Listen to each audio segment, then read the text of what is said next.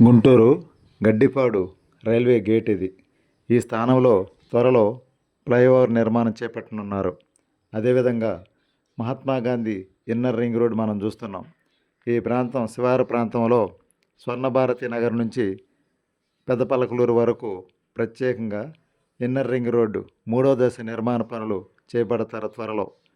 ఈ దిశగా డిపిఆర్ సిద్ధం చేస్తున్నారు. ప్రగతి పదంలో గుంటూరు నగరపాలక సంస్థ అని చెప్పవచ్చు.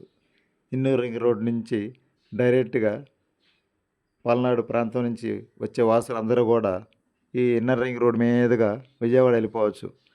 అంటే గుంటూరు వెలుపల నుంచి వచ్చే రహదారి అన్నమాట ఇన్నర్ రింగ్ రోడ్డు.